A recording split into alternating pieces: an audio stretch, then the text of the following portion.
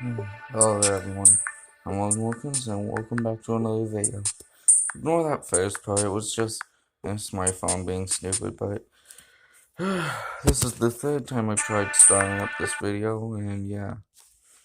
This episode of Death Battle is brought to you by Well, Harry's. while we're For a here, I'd limited like to time, say Harry's has an exclusive offer for Happy viewers of St. Death Battle. Patty, New customers can get the Harry's starter set with free uh, body wash for just $3 at Happy harrys.com/death. Easter. That's over a I $16 hope you all value for just enjoyed it $3. yesterday. You'll get a 5-blade razor, weighted Hey, handle, hi. foaming shave gel, a travel cover, and a travel And size yeah. body wash. Those razors give a pretty sweet shave, Wiz. No, my beard refuses to be blast. Go to harrys.com/death to redeem your offer.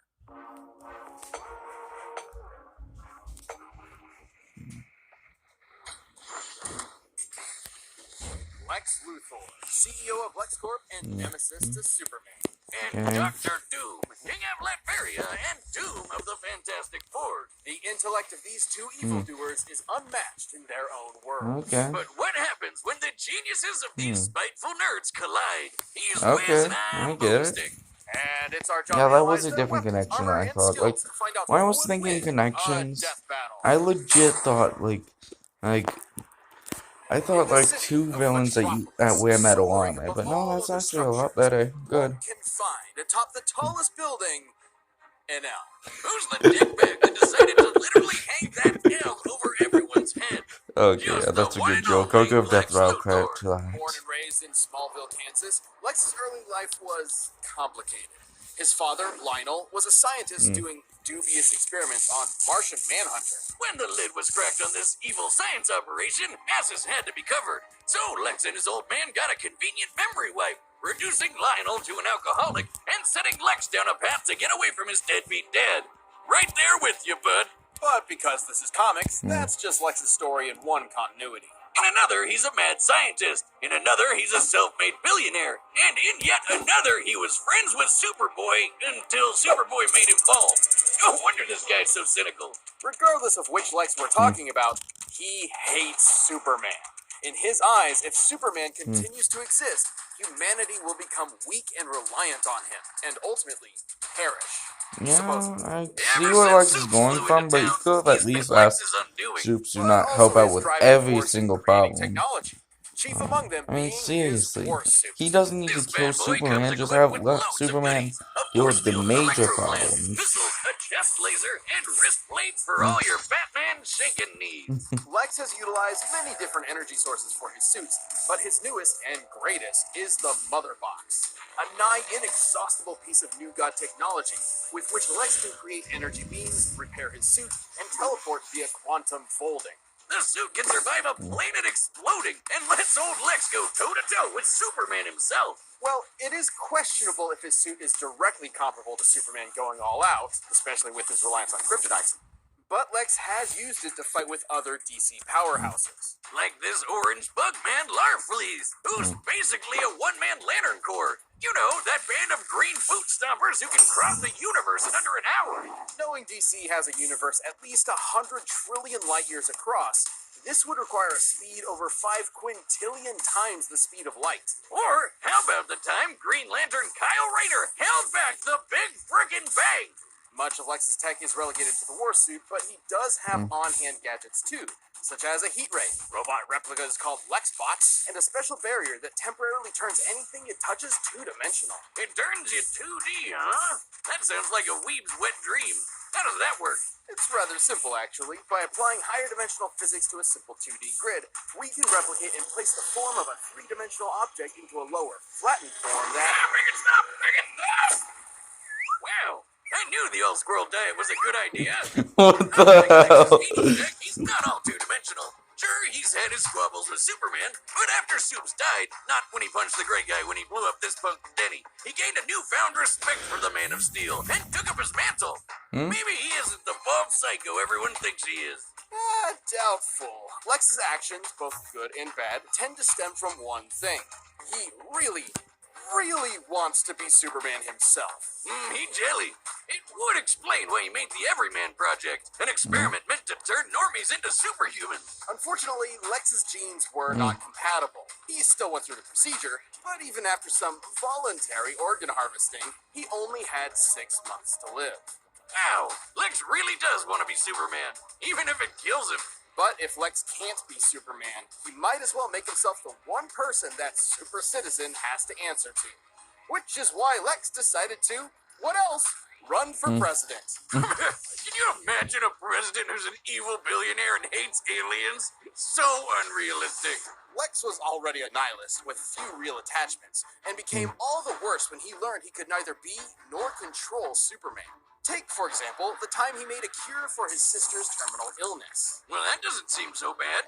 And then reinfected her with that same illness seconds later, just to prove he could. Jesus Christ! Never mind, he's evil. Why would anyone work for this guy? Lex's outlook on life actually gained a big following.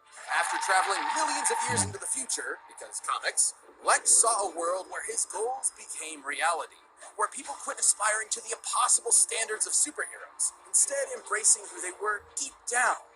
Selfish and greedy animals. So he literally inspired a philosophy around being the opposite of Superman. Apparently.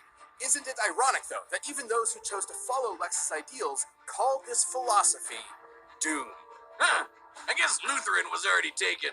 Anyways, his fanboys from the future might consider it their doom, but to Lex, his ideals are everything. And to his credit, they have seen him through some pretty heavy stuff. Like outsmarting Brainiac, getting tortured by Joker, and getting shot out of a helicopter by a gorilla.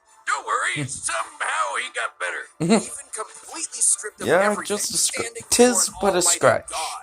Lex Luthor will Not that big of a continue to deal. defend his ideals. This harbinger of doom is truly beyond comprehension. I'm about to murder somebody on my server. Lex Luthor, the greatest criminal mind of our time. At first glance, Latveria appears to be a humble nation located in the center of Europe, but within its borders may be the greatest threat the world has ever known. That threat being the malevolent king, Dr. Doom. But Doom did not start out as a king. Born as a Romani, Victor Von Doom had a tumultuous childhood. After his mother's soul was taken by the demon Mephisto, and his father died on the run from an evil baron, Doom did what any mad scientist would Wait, do. you mean that Began Mephisto making ties inventions. into Like his own robot replicas, Doom's our still favorite way? Retcon device, the Doombots. I never knew That that. sounds familiar. The technical wonders he made, while also scamming people, were so great the Empire State University offered him a scholarship. And so began a good old college try by Doom. There, Doom built a device to communicate with his brother in the underworld. But because of a miscalculation that may or may not be thanks to the thing, it blew up in his face. Literally. It's okay, though. After the explosion gave him a nasty scar, Doom ventured to Tibet, where some monks did him a solid and helped him build a suit of armor. Made from a mastery of science and mysticism, Doom's titanium armor goes beyond the wonders of ordinary technology and into the absurd. It's the Swiss Army knife of power armors, complete with electrical blast, a device that scrambles brain neurons, and a laser staff that doubles as a technovirus. At full power, the suit can break through an adamantine coffin, and allegedly contains pieces of the cross that Jesus Christ himself was crucified on. Just in case a pesky Dracula comes your way. Which he did. With this suit, Doom easily conquered Latveria and overthrew the Baron who gave him so much trouble years back. Aha! Take that, asshole! Seeing how prosperous his rule was, Doom thought if he could make Latveria better by conquering it, why not make the whole world better by conquering it? Well, I mean, a Panther God did say he should. Too bad he was always stopped by the Fantastic Four. And their leader, Reed Richards, also known as Mr. Fantastic. To put it lightly, Doom frickin' hates him. One time, when Doom was being pulled into hell, rather than try to escape eternal torment, all he wanted to do was burn and scar Reed's face. To Doom, Reed Richards is a man of unquenchable vanity and unmitigated arrogance, consumed by his own ego at the cost of everyone around him. Yeah, I think Doom might be projecting a bit there. Though he has failed many times to conquer the world, Doom certainly has the arsenal to do so. Antimatter guns, bombs that transmute things to chrome, a molecular expander that turns tiny particles into boulders, and time shift bombs that'll send you several seconds into the past. But his most interesting gadget is the Cosmic Power Siphon. While not particularly fashionable, at least before he implemented it into his suit, the Siphon has absorbed and stolen the powers of numerous cosmic entities. You might be asking, if Doom has all these gadgets, why doesn't he use them more often? Well, in his own words, Doom's reasons are his own. Do not question them. But Doom is more than just a scientist. He's also a magician. In fact, a contender for Sorcerer Supreme. As such, he can employ all manner of magic spells. Barriers, teleportation, mystical energy blasts, etc. And if he ever If he's a contender for Sorcerer Supreme, that means he's contending with Doctor Strange. Like this. Oh, how do you walk with these scrawny legs? This one isn't even a gun. Why are there 6 of you? Am I drunk? Tommy, Shane just back. It should come as no surprise that a multi-classing nerd like Doom has taken on some of Marvel's toughest heroes. He's faster than Reed Richards, who reacted to interstellar beams fired by Galactus, and has even deflected Thor's hammer. The same hammer that flew Thor across the universe in seconds. Knowing Marvel's universe has a diameter of at least 1 trillion light years, Mjolnir must have been moving over 2 quintillion times the speed of light. And that's not even getting into Doom's battles with the Green Universe Clapper, the Hulk. Or the no-holds-barred punch he took from Sentry with only 7% of his suit's power left. With so much tech and magic, it's a wonder Doom ever loses. Well, for all his achievements, Doom does have one insurmountable weakness. Squirrels. I knew it! Nobody's a match for those little bastards but me. But hey, as long as he stays on Bucktooth's good side, he should be alright. He also has a bad habit of just losing godlike power at the worst of times. Like when his control over the Power Cosmic was taken by a plot-convenient cosmic energy-stealing super airplane. Still, Doom persevered and became the God Emperor of everything. Until Mr. Fantastic stole his powers away. Oh boy, if Doom already hated Reed, what did he think of him after that? Surprisingly, Doom's time as a god caused an epiphany of sorts. He looked back on his actions, his ego finally shattered, and in his reflection was left with a desire to fix his ways. So he took up the role of Iron Man of all people, stopped being so world-conquering, and became a good guy. Just for a little bit, don't worry, he was back to being a maniacal would-be conqueror soon enough. Comic book status quo. It seems a literal multiverse-scale intervention couldn't keep Doom from being Doom. Your plan to destroy them has failed, Master. Failed. Kill a guy just for the fun of it. Just snap. No more you. Alright, the combatants are Yeah, set. Doom's Run the gonna gamut for win. all possibilities. But first, if you want to be as bold and confident as Lex and Doom, try out Blue Chew.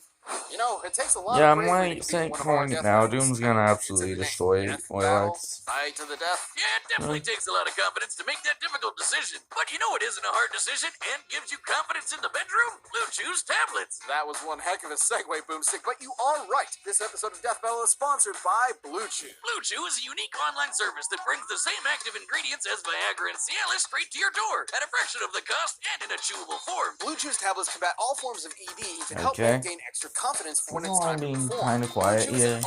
Also, Captain needs to come to No visits to the doctor's office, no awkward conversations, no waiting in line at the pharmacy, and it comes in a discreet package. So even your mail couriers who know all your secrets won't know what's up, or not up, so to speak. It's also easy to get set up with Blue Chew. Just sign up at BlueChew.com using our code BATTLE, of course. Consult with one of their licensed medical providers to find the right ingredient and strength for you, and you'll get your prescription in days. It's all online. And we've got a special deal for our viewers. Try Blue Chew free when you use our promo code BATTLE at checkout. Just pay $5 shipping. That's BlueChew.com, promo code BATTLE to receive your first month free. And we thank Blue Chew for sponsoring this episode. But right now, it's time for a death battle! Okay, let's see. CGI? Oh no. Hand drawn? Oh no, not like Rico vs. Shadow hand drawn bit. That'd be better. I didn't like the hand drawn bits in Rico vs. Shadow. It just seemed unnecessary, but in this fight I understand them. And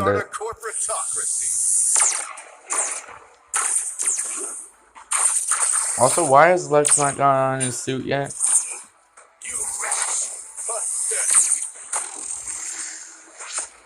Explosion.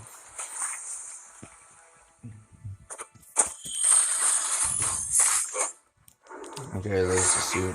A mechanical replica. It's called a Lexbot, you knuckle-dragging buffoon. Its design is rather ingenious. Not as ingenious as mine, of course. But enough talk. Let us end these charades. With pleasure.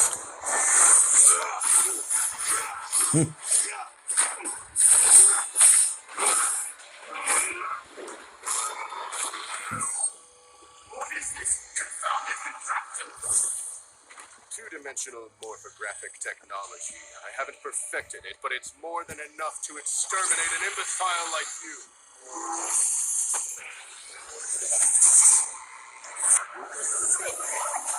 Enough to exterminate an imbecile like you. What? You fell to my time shift ball. Now, what dies? What dies? Cheap fighting combo much.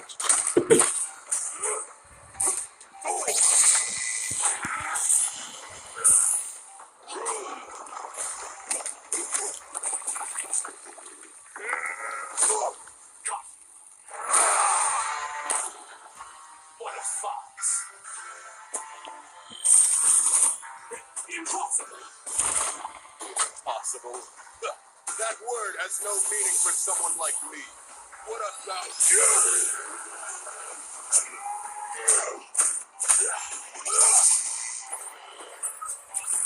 That box.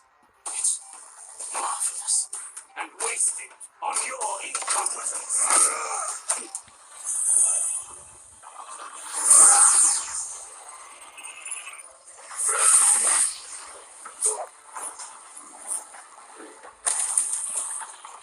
Pitiful.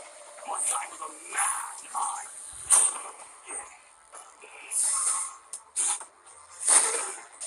A Superman.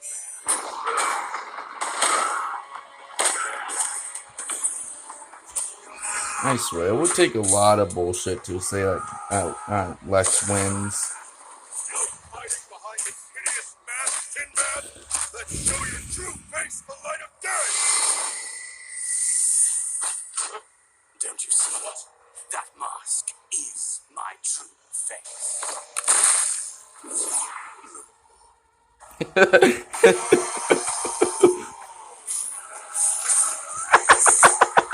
I didn't expect them to actually use that.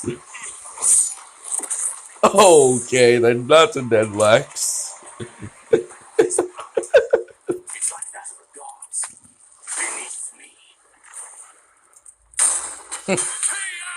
I didn't expect them to use the body swapping. Having a slight speed advantage and a stronger suit by most measures, Lex was able to hold his own with Doom for a time. And sure, Lex could counter some of Doom's arsenal, but he couldn't defend against being transmuted to chrome, being blasted with antimatter, or getting his nerves scrambled from the inside. What's more, Lex's mind has been swapped before, once with Superman, funnily enough. Meaning if things got desperate, there was nothing to stop Doom from pulling a Captain Ginyu on Lex and swapping their minds. Lex's mother box was certainly a powerful device, but he never quite mastered all of its potential. Not to mention, Doom's ace in the hole, the cosmic power siphon, has drained and stolen similar energy sources time and time again. Galactus, Silver Surfer, and even the friggin' Beyonder. Yeah, I know, this mulleted doofus doesn't look like much, but he apparently has millions of times the power of the entire Marvel multiverse. And the siphon took all of it. There's no way the Mother Box could stand up to a device like that. Thus, it was only a question of if Doom could bide his time before turning the tables on Lex. And given all the beatdowns he's survived from Marvel heavy hitters like Hulk and Sentry, I'd say Doom had that time. Lex's tech was an impressive challenge that had the stats to contend with Doom, but against Doom's bewildering Please let gadgets, the next magical matchup trickery, be and power something stealing I actually the want to see. advantage was in the This Doctor's one wasn't what I The want to see, King though. of I'll definitely be Latveria rewatching it a claimed lot. his victory. It was Hopefully surprisingly a Lex really isn't a good, sore good loser. fight. The winner is Dr. Doom. Yeah, Thanks another for watching this Marvel episode win of for. Death Battle. And Come back next week to see previews of our upcoming matchups. If you want to watch more stuff, you can click the boxes right around here, and you can always pick up some TV merch at store.roosterteeth.com. what's this? What the?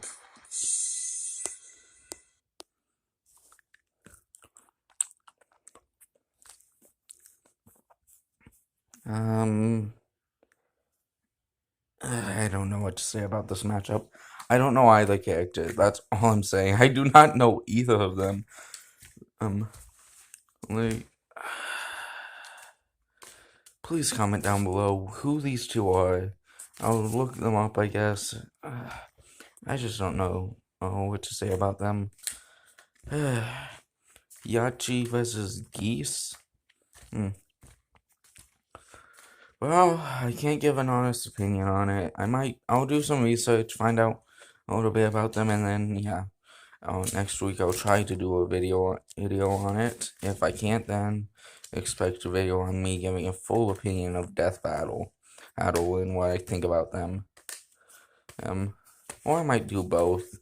I'll just do one on first and then another one another day. Either way, I will look on Lex Luthor versus Dr. Doom. Good. Actually, it was actually a pretty good fight. I liked how they did it, and honestly, I couldn't have done it better myself.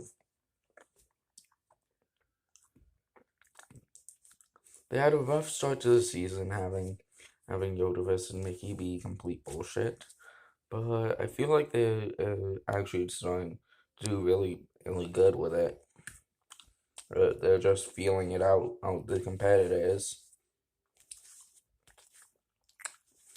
But like I said, I don't know the next matchup, so So if I don't make a prediction video or anything like I did with Yuko versus Shadow or this one, just don't be surprised. Anyways, that's all. Please remember to like, comment, and subscribe, and I'll catch you on the flip side.